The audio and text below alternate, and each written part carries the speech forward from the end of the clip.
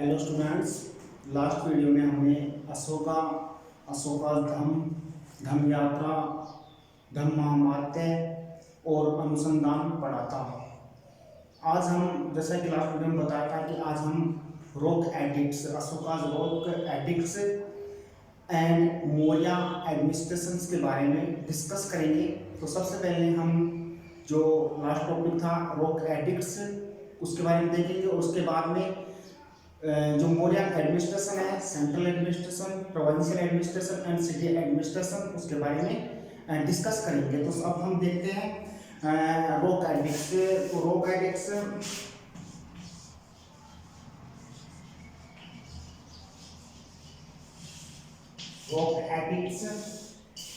जैसे देखिए, rock addicts को क्या बोलते हैं? शिलालेख। तो इसके बारे में पहले बता चुका हूँ। ये एक ऑफिशियल स्टेटमेंट होता है, या कह सकते हैं एक आधिकारिक स्टेटमेंट होता है या ऑर्डर होता है जो लागू किया जाता है, अप्लाई किया जाता है। ठीक है, तो रॉक एडिक्ट्स, सबसे पहला शासक था अशोका, जिसने अपने जो भी एडमिनिस्ट्रेटिव वर्क थे, मॉरल वर्क थे, उन सभी सब्जेक्ट को उन्होंने रॉक एडिक्ट के माध्यम से बताया। और उनको इसकी जो प्रेरणा मिली रॉक एडिक्ट की, वो किससे मिली?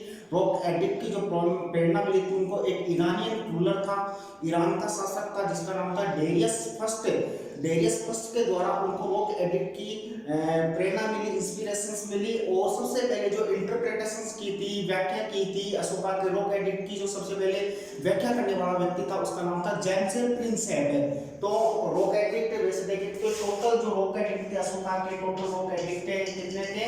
14 थे। 14 टोटल रॉक एडिक्ट, जो टोटल शिलालेख थे 14 थे। इसके अलावा जो इसके जो शिलालेख थे वो कौन सी स्क्रिप्ट में थे? तो अशोका के द्वारा जो भी रॉक एडिक्ट लिखे गए थे वो कौन, जो भी रॉक एडिक्ट थे अशोका के, वो खरोष्टी और ब्राह्मी लिपि में थे। मोस्ट ऑफ द जो रॉक एडिक्ट थे वो ब्राह्मी स्क्रिप्ट में थे। और मानसेरा और शाहबाज गढ़ी में मिले हुए जो रॉक एडिक्ट थे वो थे खरोष्टी स्क्रिप्ट में। और कुछ और भी स्क्रिप्ट थी, प्राकृत स्क्रिप्ट थी, और इसके अलावा अरामाइक स्क्रिप्ट थी। तो अशोका के जो एडिक्ट मिले हैं ब्राह्मी, खरोष्टी, अरामाइक और प्राकृत स्क्रिप्ट में मिले हैं। तो रॉक एडिक्ट के बारे में बताया। अब देखो मैं आपको बताता हूं, Ashoka was the first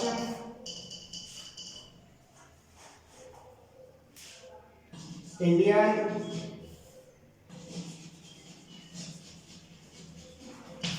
ruler who addressed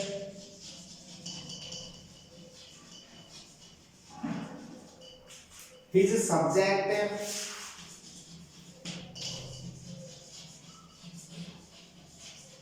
through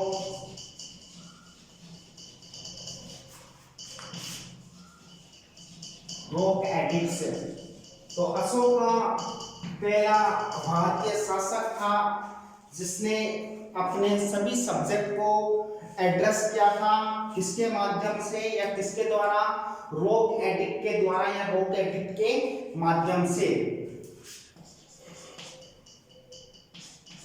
there were total 14 rock edicts. अब total number of rock edicts थे वो कितने थे? 14 थे। टोटल जो नंबर ऑफ रॉक एडिक्ट्स थे 14 थे। नेक्स्ट है अशोका इंस्पायर्ड, कह सकते हैं inspired by the Iranian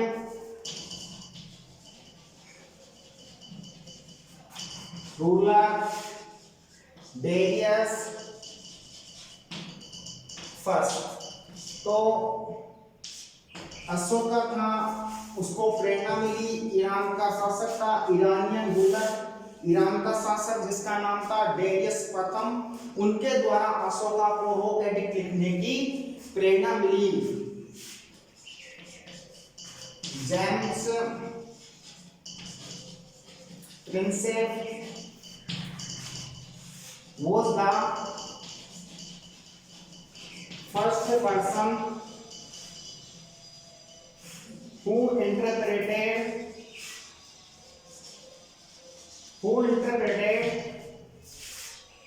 the edicts of Ashoka. तो अशोका के द्वारा जो भी रॉक एडिक्ट लिखे गए थे उनकी इंटरप्रिटेशन का मतलब इंटरप्रेट का मतलब होता है व्याख्या करना, या उसको सबसे पहले बताने वाला जो व्यक्ति था वो था जेम्स प्रिंसेप, जिन्होंने अशोका के जो रॉक एडिक्ट लिखे गए थे, अशोका के जो रॉक एडिक्ट थे उनको सबसे पहले इंटरप्रेट करने वाला जो व्यक्ति था उसका नाम था James Prinsep. Total number of rock edict कितने थे? 14। कौन सा ये अशोका था, वो कौन सा शासक था जिसने अपने सब्जेक्ट को रॉक एडिक्ट के माध्यम से बताया था? तो फर्स्ट इंडियन रूलर, पहला भारतीय शासक था जिसने अपने सब्जेक्ट को रॉक एडिक्ट के द्वारा एड्रेस किया था। Total number of rock edict 14। इसकी इंस्पिरेशन अशोका को कहां से मिली? तो ईरानियन रूलर डेरियस फर्स्ट के द्वारा इसकी इंस्पिरेशन मिली। इसके बाद में most of the rock addicts of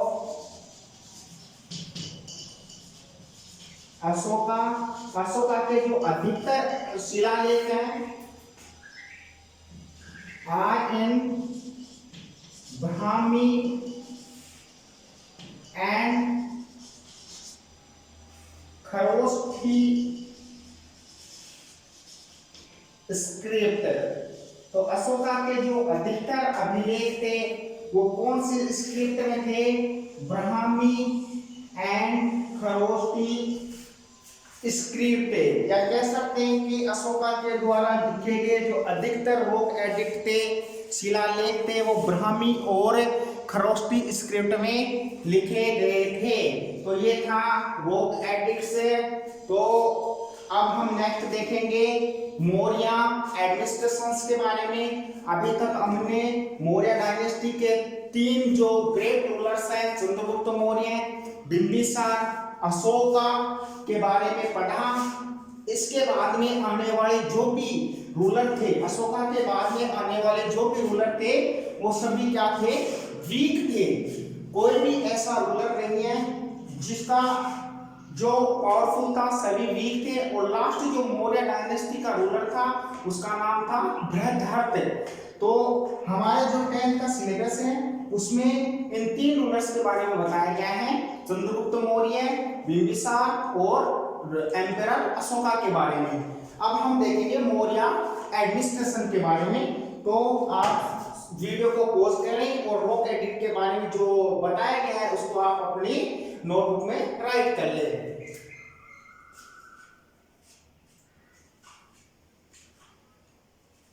तो अब हम चलते हैं नेक्स्ट टॉपिक।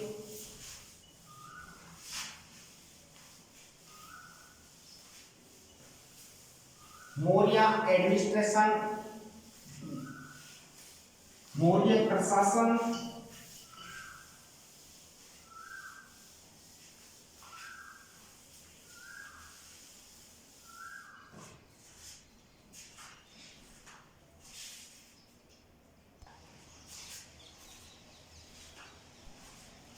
मौर्य एडमिनिस्ट्रेशन।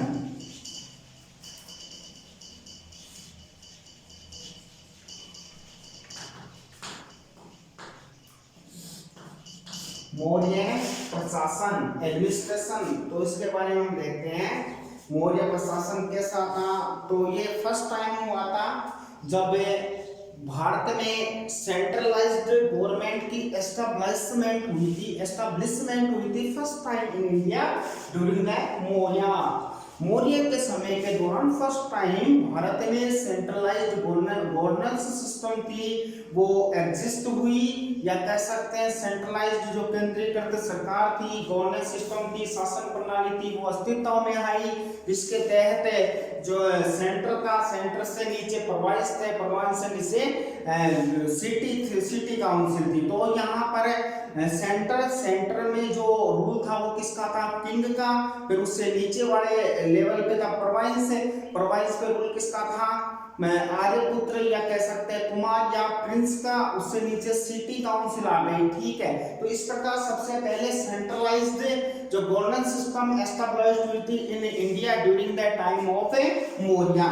इसके अलावा इस समय जो किंग था वो ऑटोक्रेटिक नहीं था, निरंकुश नहीं था, ऑटोक्रेटिक नहीं था। किंग था वो पब्लिक वेलफेयर के काम करता था, या कह सकते हैं पब्लिक वेलफेयर के जो वर्क होते थे, जनता के कल्याण के जो कार्य होते थे उनमें किंग लगा रहता था। प्रोविंस में किंग ने नियुक्त कर रखे थे किसको, या कह सकते हैं प्रोविंस का जो एडमिनिस्ट्रेशन था वो किसके हाथों में था, प्रिंस यानी राजकुमार के हाथों में था। तो इस प्रकार जो किंग था वो ऑटोक्रेटिक नहीं था, किंग था वो ऑटोक्रेटिक नहीं था। इसके बाद हम बता सकते हैं कि जो कौटिल्य था, कौटिल्य कौन था, कौटिल्य, चाणक्य, विष्णुगुप्त। चाणक्य, कौटिल्य या विष्णुगुप्त ये तीनों एक ही व्यक्ति के नाम है, चाणक्य के।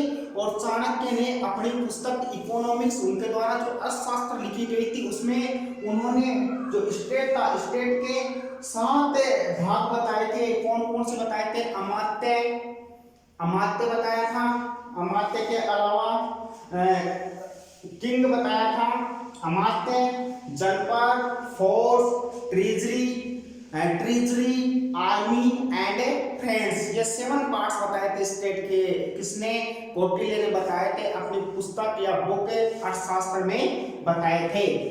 इसके बाद में उस समय जो चीफ मिनिस्टर हुआ करता था, या चीफ मिनिस्टर था, सीएम, या कह सकते हैं जो प्रीस्ट यानी पुरोहित प्रीस्ट या चीफ मिनिस्टर हुआ करता था, उसकी जो अपॉइंटमेंट होती थी वो अपॉइंटमेंट किसके द्वारा की जाती थी, किंग के द्वारा की जाती थी, राजा के द्वारा की जाती थी। लेकिन पहले उसके जो कैरेक्टर होता था, जो उसका चरित्र होता था, चरित्र की अच्छी तरह से एग्जामिन यानी परीक्षा की जाती थी, एग्जामिन किया जाता था उसके कैरेक्टर का। उसी के बाद में उसकी नियुक्ति अपॉइंटमेंट होता था, उसको क्या कहा जाता था, उपधा परीक्षण कहा जाता था। इसके साथ में ही वो जो मेंबर्स थे, कैबिनेट, चीफ मिनिस्टर है, प्रीस्ट है, ये काउंसिल ऑफ मिनिस्टर थे, उसके भी सदस्य थे। तो ये था मौर्य एडमिनिस्ट्रेशन। मौर्य एडमिनिस्ट्रेशन को सेंट्रल एडमिनिस्ट्रेशन में, प्रोविंशियल एडमिनिस्ट्रेशन में और सिटी एडमिनिस्ट्रेशन में डिवाइड किया गया। सेंट्रल एडमिनिस्ट्रेशन में ये जो मौर्य एडमिनिस्ट्रेशन था उसमें सेंट्रल में वहां पर डिपार्टमेंट थे और कई एक्टिंग डिपार्टमेंट थे, और इन डिपार्टमेंट को तीर्थ कहा जाता था, और इनका जो हेड होता था उसको महामात्य कहा जाता था। उसके बाद में आता है प्रोविंस। उस समय जो ये मगध युग ये था, मौर्य जो एम्पायर था वो 5 प्रोविंस में डिवाइड था, उत्तर पथ, दक्षिण पथ, मध्य देश और कह सकते हैं वेस्ट में अवंती, उज्जैनी और ईस्ट में कलिंग। तो उत्तर पथ तक्षशिला, दक्षिण पथ स्वर्णगिरी, मध्य देश पाटलिपुत्र, वेस्ट में अवंती या उज्जैनी और ईस्ट में कलिंग या कौशाली। तो इसमें ये डिवाइड था प्रोविंस में, ठीक है। प्रोविंस में डिवाइड था। उसके बाद में आता है सिटी एडमिनिस्ट्रेशन। तो सिटी एडमिनिस्ट्रेशन में 30 मेंबर थे, टोटल 30 मेंबर थे। वहां पर 30 मेंबर्स के लिए 6 कमिटीज थी, ईच कमिटीज में 5 मेंबर्स थे, और वो 5 मेंबर्स थे उन सभी का अलग अलग वर्क था, ठीक है। उसको अभी हम देखते हैं, डिस्कस करते हैं पॉइंट टू पॉइंट। तो सबसे पहले देखते हैं Maurya administration.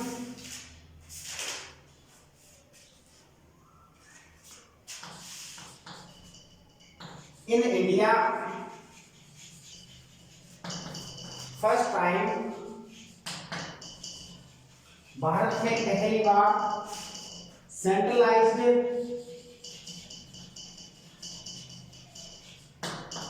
Governance system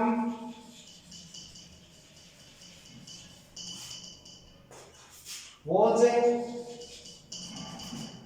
established बार एस्टैब्लिश हुई थी सेंट्रलाइज्ड गवर्नेंस सिस्टम इंडिया में मौर्य पीरियड के दौरान।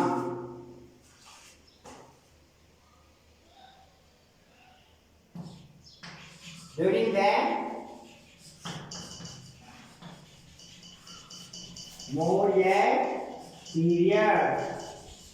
पीरियड के दौरान सबसे पहले established हुई थी centralized governance system. The king was not autocratic.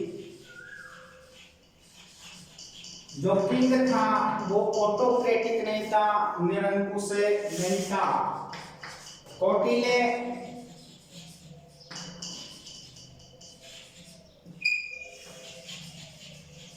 designated the parts of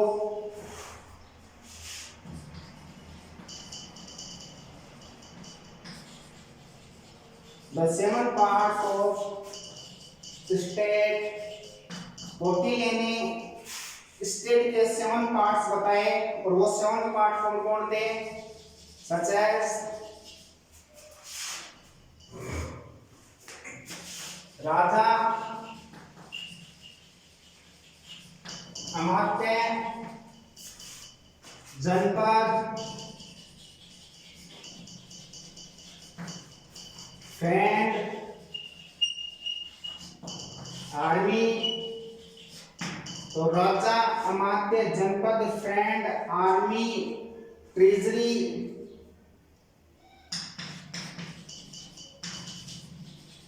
and force.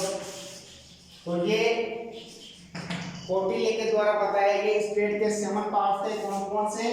राजा, अमात्य, जनपद, friend, army, treasury and force. ये 7 पार्ट थे। नेक्स्ट है the chief minister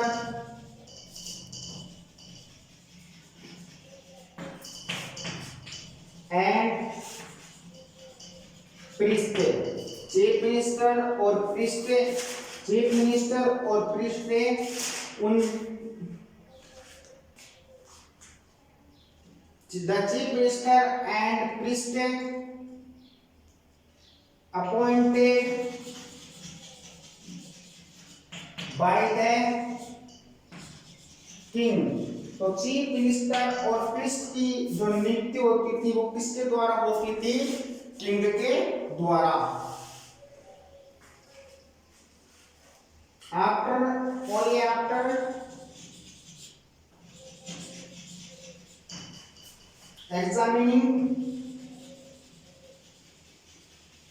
only after examining their character, यानी उनका जो चरित्र था उनकी एग्जामिन होने के बाद में किंग के द्वारा प्रीस्ट और चीफ मिनिस्टर की नियुक्ति की जाती थी।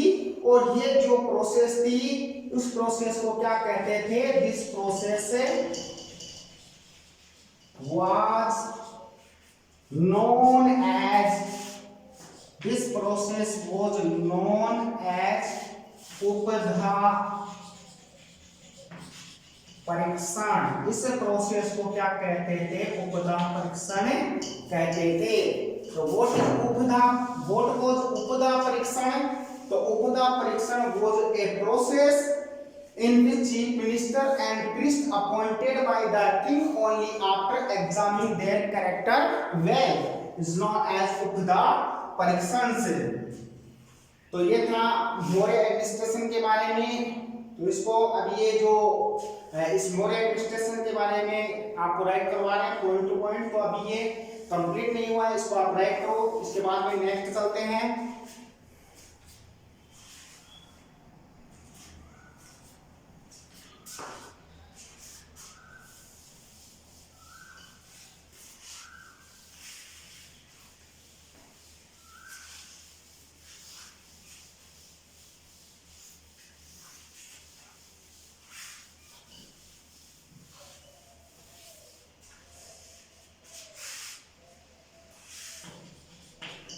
The chief minister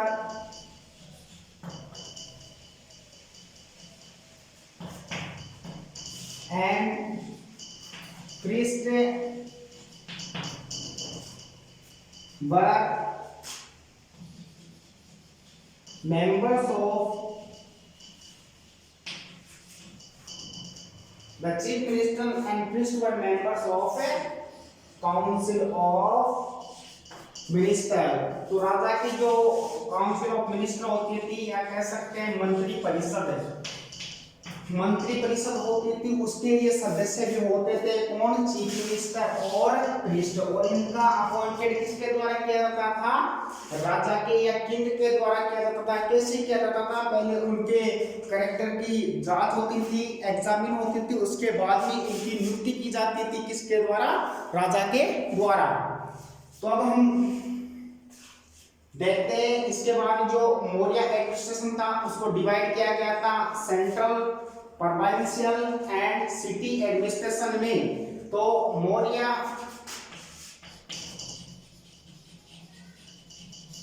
administration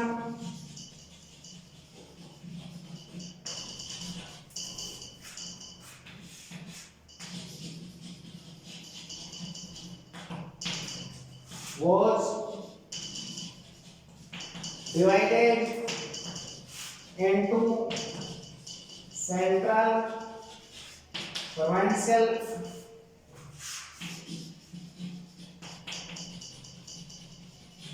and city administration. Maurya जो एडमिनिस्ट्रेशन था उसको क्या कह सकते हैं, मौर्य प्रशासन को सेंट्रल, प्रोविंशियल और सिटी एडमिनिस्ट्रेशन में, सेंट्रल, प्रोविंशियल और सिटी एडमिनिस्ट्रेशन में डिवाइड किया गया। और इसको हम वन बाय वन इसके बारे में स्टडी करेंगे। तो ये आपने अभी तक देखा मौर्य एडमिनिस्ट्रेशन के बारे में। मौर्य एडमिनिस्ट्रेशन में जो किंग था उसकी क्या भूमिका थी, किंग के द्वारा कौन कौन से वर्क परफॉर्म किए जाते थे। अब जो मौर्य एडमिनिस्ट्रेशन था उसको किस किस में डिवाइड किया गया था, सेंट्रल, प्रोविंशियल और सिटी एडमिनिस्ट्रेशन को। और इसको हम अभी वन बाय वन इसके बारे में डिस्कस करेंगे।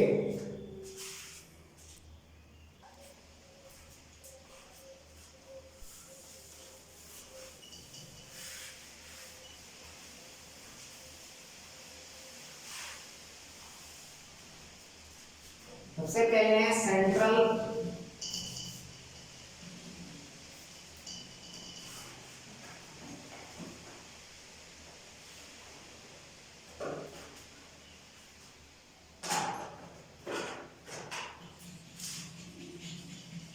Central administration.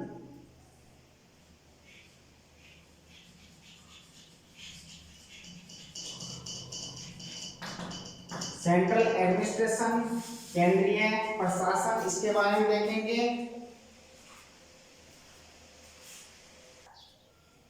तो जैसा कि मैंने बताया जो मौर्य एडमिनिस्ट्रेशन था उसको ब्रॉडली कैटेगराइज किया गया सेंट्रल, प्रोविंशियल और सिटी एडमिनिस्ट्रेशन में। अभी हम सेंट्रल एडमिनिस्ट्रेशन के बारे में बात कर रहे हैं। तो सेंट्रल एडमिनिस्ट्रेशन में जो भी ऑफिसर्स थे और उनके क्या क्या फंक्शन थे या वर्क थे, उनके क्या कार्य थे, उनके बारे में देखेंगे। तो सबसे पहले हम देखते हैं कि सेंट्रल एडमिनिस्ट्रेशन में जो डिपार्टमेंट हुआ करते थे, कौटिल्याज अर्थशास्त्र, कौटिल्य के द्वारा लिखी गई जो प्रसिद्ध पुस्तक थी अर्थशास्त्र, उसमें उल्लेख मिलता है डिपार्टमेंट्स का। और उन डिपार्टमेंट को क्या कहा जाता था, तीर्थ कहा जाता था। और वहां पर वेरियस तीर्थ थे, डिपार्टमेंट थे और वेरियस पोस्ट थी वहां पर। उन डिपार्टमेंट में जो ऑफिसर थे उनकी वेरियस पोस्ट थी, जैसे समाहर्ता।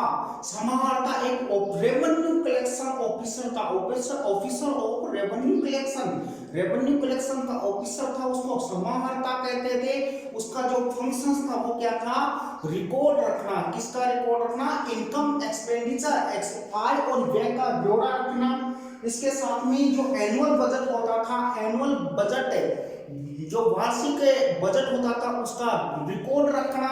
और ये इसका फंक्शन होता था। इसके अलावा भी कई पोस्ट थी, जैसे सन्निधाता। सन्निधाता जो होता था वो क्या करता था, ऑफिसर होता था, officer in-charge of granary and treasury. जो भी राज्य में अन्न के अन्नागार यानी अन्न के जो भंडार घर होते थे उनको बिल्ड करने का जो वर्क का कार्य था वो किसका था, सन्निधाता का था। और भी कई ऑफिसर्स हैं, जैसे शीताध्यक्ष। शीताध्यक्ष एक ऑफिसर होता था जो कौन से वर्क करता था, एग्रीकल्चर, कृषि से जो रिलेटेड वर्क थे वो करने का जो कार्य था वो किसका था, कृषि से रिलेटेड जो वर्क थे वो कार्य था शीताध्यक्ष का। इसके अलावा भी कई पोस्ट थी, जैसे पणियाध्यक्ष। पणियाध्यक्ष क्या करता था, जो भी ट्रेड होता था राज्य में, व्यापार होता था, उसकी मॉनिटरिंग करने का जो वर्क था वो था पणियाध्यक्ष का। इसके अलावा था सूत्राध्यक्ष, जो टेलरिंग और वीविंग का जो वर्क था वो था सूत्राध्यक्ष का। लूणाध्यक्ष, जो स्लॉटर हाउस थे स्टेट में, जो जितने भी स्लॉटर हाउस थे, बूचर खाने थे, उनको हैंडल करने का जो वर्क था वो था लूणाध्यक्ष के पास में। विविधताध्यक्ष था, ऑफिसर जो पास्चर लैंड थी उसको मेंटेन करने का जो वर्क था वो किसके पास में था, विविधताध्यक्ष के पास में। अत्विक था, हेड ऑफ फॉरेस्ट डिपार्टमेंट। अत्विका एक और पोस्ट थी, अत्विका जो था हेड ऑफ फॉरेस्ट डिपार्टमेंट। तो ये ऑफिसर थे, इसमें ऑफिसर्स थे जिनकी वेरियस पोस्ट थी, उसको मैंने बताया। अब आपको इसको मैं राइट करता हूं। सबसे पहले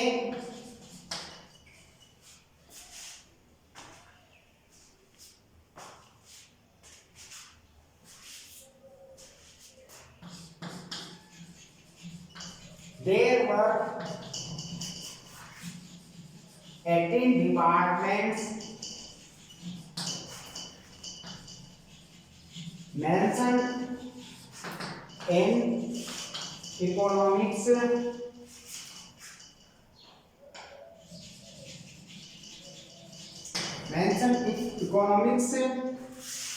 का तीर्थ। तो वहां पर कितने डिपार्टमेंट थे, टोटल 18 डिपार्टमेंट थे। इसमें मेंशन इसका उल्लेख है इकोनॉमिक्स अर्थशास्त्र में कौटिल्य के द्वारा लिखी गई थी। उन्हीं डिपार्टमेंट को क्या कहा गया था, तीर्थ कहा गया था। अब जो ये तीर्थ थे या कह सकते हैं ये जो डिपार्टमेंट थे तीर्थ,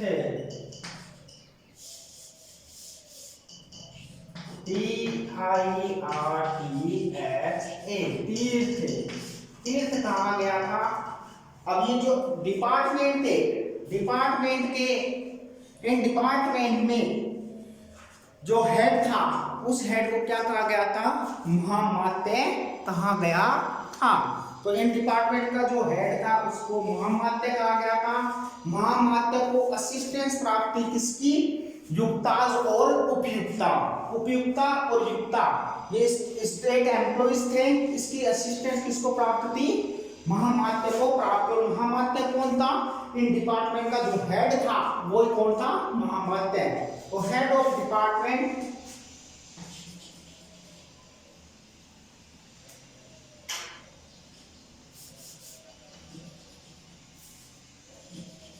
महामात्य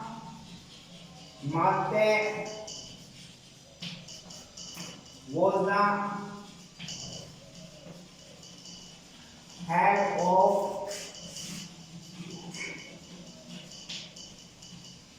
डिपार्टमेंट। तो इन डिपार्टमेंट का जो हेड था वो था महामात्य हेड था। और इसको असिस्टेंस थी, महामात्य को असिस्टेंस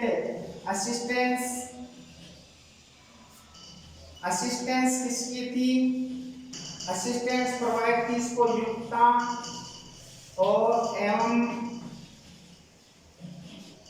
उपयुक्ता। युक्ता और उपयुक्ता जो स्टेट एम्प्लॉइज थे उनकी इसको हेल्प थी या असिस्टेंस प्राप्त थी किसको, महामात्य को। अब देखते हैं वहां पर वेरियस पोस्ट थी, वेरियस ऑफिसर्स के लिए वेरियस पोस्ट थी, उन पोस्ट के बारे में देखते हैं। सबसे पहली पोस्ट थी समाहर्ता। समाहर्ता, समाहर्ता कौन था? ऑफिसर ऑफ रेवेन्यू कलेक्शन, यानी रेवेन्यू कलेक्शन होता था समाहर्ता।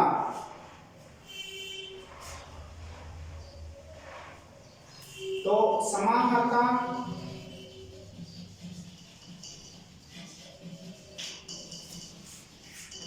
was the officer of revenue collection, revenue collection का या जो राजस्व होता है उसको कलेक्ट करना, उसको संग्रहित करने का जो वर्ग था वो किसका था, या कह सकते हैं ऑफिसर था, वो कौन था? समाहर्ता था। ये पोस्ट हुआ करती थी ऑफिसर की, और इसका जो वर्क होता था, वर्क क्या होता था? वर्क होता था इसका record of income and expenditure, आय का आय और व्यय का ब्यौरा रखना। इसके अलावा दूसरा क्या था?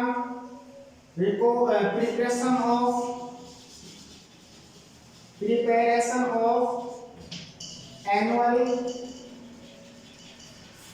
बजट, जो एनुअल बजट था उसको, वार्षिक जो बजट था उसको प्रिपेयर करना, तैयार करना। समाहर्ता पोस्ट थी, किसके लिए थी? रेवेन्यू कलेक्शंस का जो ऑफिसर था उसकी पोस्ट थी समाहर्ता। उसका वर्क होता था reports of income and expenditures और प्रिपरेशन ऑफ एनुअल बजट। इसके बाद में और भी कई पोस्ट थी सेंट्रल एडमिनिस्ट्रेशन में, तो इसको आपने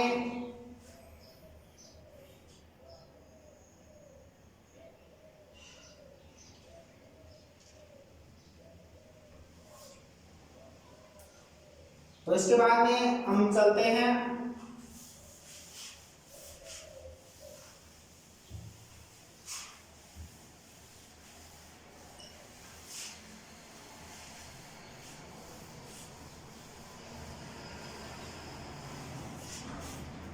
सन्निधाता। सन्निधाता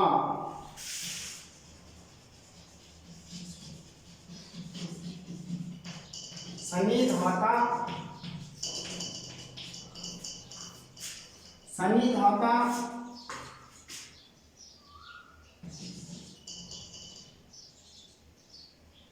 सन्निधाता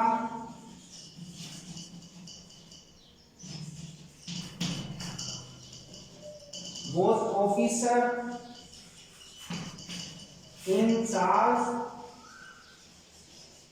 to build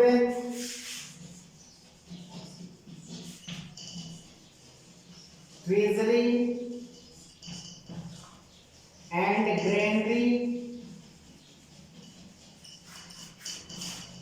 in the state में कोषालय और अन्नागार या कह सकते हैं अन्न भंडार को बिल्ड करने का जो चार्ज था जिस ऑफिसर के पास में, उस ऑफिसर का नाम था सन्निधाता, या कह सकते हैं उसकी पोस्ट थी सन्निधाता।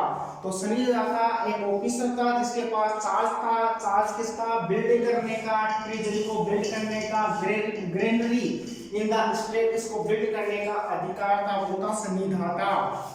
नेक्स्ट है, इसके अलावा समाहर्ता इससे पहले देखा, इसके बाद सन्निधाता। इसके अलावा वेरियस पोस्ट थी, जैसे था शीताध्यक्ष, और भी कई पोस्ट थी। शीताध्यक्ष ये था ऑफिसर जो क्या करता था? हैंडल एग्रीकल्चर, जो एग्रीकल्चर होते थे या एग्रीकल्चर रिलेटेड जितने भी वर्क होते थे वो उसको हैंडल कौन करता था? शीताध्यक्ष। शीताध्यक्ष के अलावा पणियाध्यक्ष, ये भी एक पोस्ट हुआ करती थी, पणियाध्यक्ष। पणियाध्यक्ष ये ऑफिसर था जो जिसका वर्क था मॉनिटरिंग ऑफ ट्रेड, जो व्यापार था उसकी व्यापार का मॉनिटर करने का जो वर्क था वो था कन्याध्यक्ष का। इसके अलावा सूत्राध्यक्ष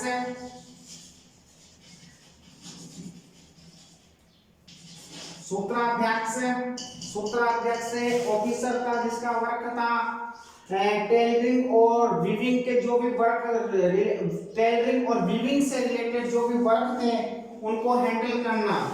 तो work related to tailoring and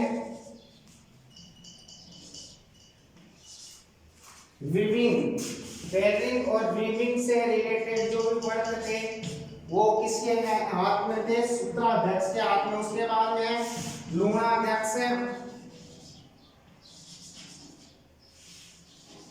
लूणाध्यक्ष, जो भी स्लॉटर हाउस थे स्टेट में मौर्य पीरियड के दौरान जितने भी स्लॉटर हाउस थे, बूचड़ खाने थे, उनको हैंडल करने का जो वर्क था उसका वर्क जिस ऑफिसर के पास में था उसकी पोस्ट थी लूणाध्यक्ष। तो work related to slaughter houses, जितने भी स्लॉटर हाउस थे उनसे रिलेटेड जो भी मामले आते थे उनका हैंडल कौन करता था? लूणाध्यक्ष। उसके बाद में था विविताध्यक्ष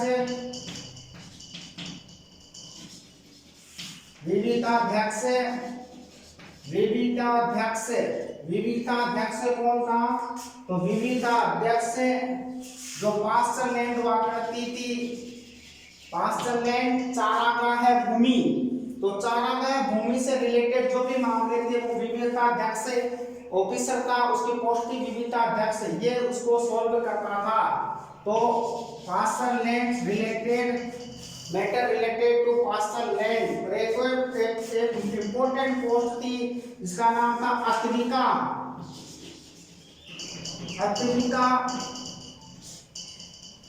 हेड ऑफ, ये था फॉरेस्ट जो डिपार्टमेंट था उसका हेड हुआ करता था, उसको कहते थे अत्विका या अत्विक। तो ये था सेंट्रल एडमिनिस्ट्रेशन में टोटल कितने डिपार्टमेंट थे? 18 डिपार्टमेंट थे। उन डिपार्टमेंट को क्या कहा जाता था? उन डिपार्टमेंट को तीर्थ कहा जाता था। जो मोस्ट इंपोर्टेंट तीर्थ थे उनके बारे में हमने बात की, या कैसे था, और वो जो था उसका जो हेड हुआ करता था डिपार्टमेंट्स का या तीर्थ का, उसको क्या कहा जाता था? महामात्य कहा जाता था। उसको असिस्टेंस किसकी थी? युक्ता और उपयुक्ता उसको असिस्टेंस करते थे या सहायता देते थे।